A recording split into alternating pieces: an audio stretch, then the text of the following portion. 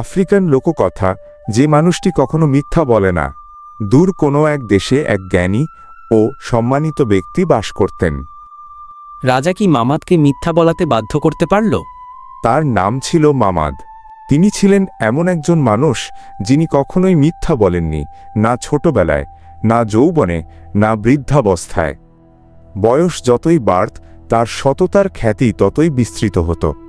রাজ্যের সাধারণ মানুষ থেকে শুরু করে ব্যবসায়ী, শিক্ষক, বিচারক সবাই তার পরামর্শ নিতে ছুটে আসত। কেউ দুঃখের কথা বলতো, কেউ বিচার চাইত, কেউ আবার জিজ্ঞাসা করত জীবনের অর্থ কী। তিনি প্রত্যেককে শুনতেন মনোযোগ দিয়ে এবং বলতেন এমন কথা যা শুধু সত্য এবং ন্যায়ের ভিত্তিতে গঠিত।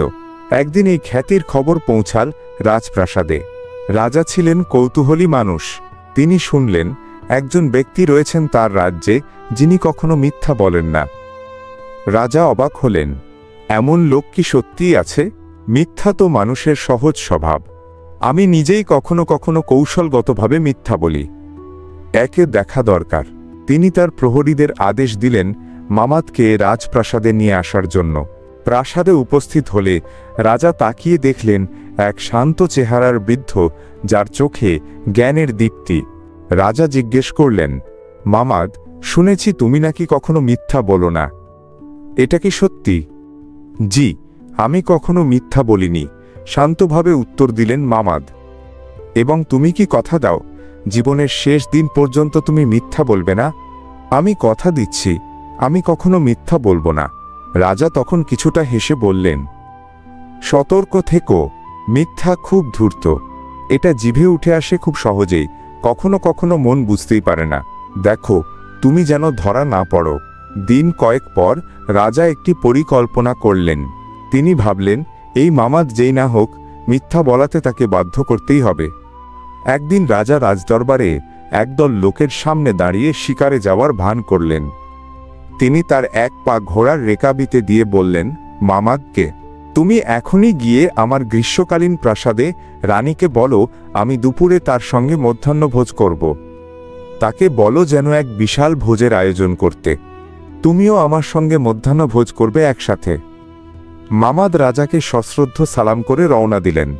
রাজা তখন হাসলেন এবং বললেন, আমি শিকারে যাচ্ছি না। মামাদ এখন মিথ্যা বলবেই। কাল আমি রাজসভায় সবাইকে নিয়ে হাসব। গ্রীষ্মপ্রাসাদে পৌঁছে মামাদ রানীর খোঁজ করলেন, রানীর সঙ্গে দেখা করলেন। রানী বললেন, বলো মামাদ, রাজা কি আসবেন?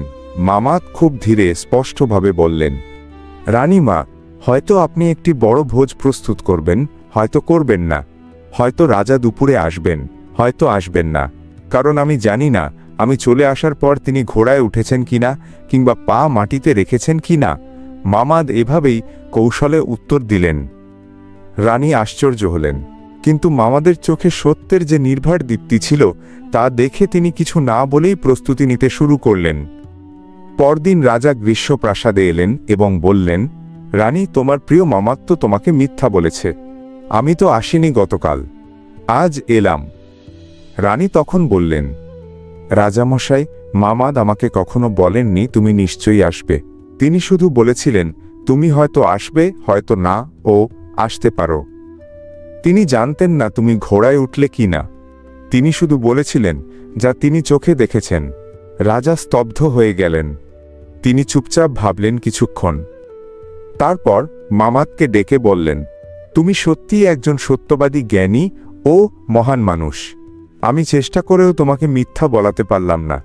তুমি আমাদের রাজ্যের এক অমূল্য রত্ন। এমন সততা, এমন বিচক্ষণতা বিরল। গল্পের শিক্ষা, সত্যের শক্তি চিরকালীন, সত্য কখনো ধ্বংস হয় না। কঠিন পরিস্থিতিতেও যদি আমরা সত্যের উপর অবিচল থাকি, তবে সম্মান ও বিশ্বাস অটুট থাকে। জ্ঞান মানে শুধু বই পড়া নয়, আচরণে সত্যকে ধারণ করা। মামাদ জ্ঞানী ছিলেন কারণ তিনি নিজের সীমা জানতেন। তিনি যা দেখেননি তা নিয়ে সিদ্ধান্ত দিতেন না। বিচক্ষণতা ও সততার মিলনই সত্যিকারের প্রজ্ঞা। মামাদ শুধু সত্যবাদী নন, তিনি ছিলেন বিচক্ষণ। তার উত্তর ছিল পরিমিত, পরিশীলিত ও বিশ্বাসযোগ্য।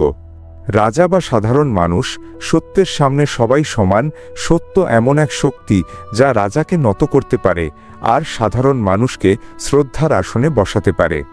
তাহলে বাচ্চাদের জন্য গল্পটি থেকে আমরা শিখতে পারি যে সত্যি কথা বলা সবসময় ভালো। সত্যি কথা বললে সবাই তোমাকে বিশ্বাস করবে এবং ভালোবাসবে, আর মিথ্যা বললে কেউ তোমাকে বিশ্বাস করবে না এবং তুমি একা হয়ে যাবে।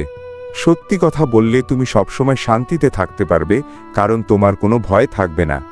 আর একটি বিষয় হলো, আমাদের সবসময় জ্ঞানী ও সৎ মানুষের কথা শোনা উচিত। তারা আমাদের ভালো পরামর্শ দিতে পারে এবং সঠিক পথে চলতে সাহায্য করতে পারে। আপনি কি কখনো কাউকে মিথ্যা বলতে বাধ্য করেছেন? নিচে কমেন্টে জানাও। ভিডিওটি ভালো লাগলে এডুকেশন বাংলা চ্যানেলটি সাবস্ক্রাইব করুন। নিয়মিত ভিডিও পেতে বেল বাটনটি ক্লিক করুন।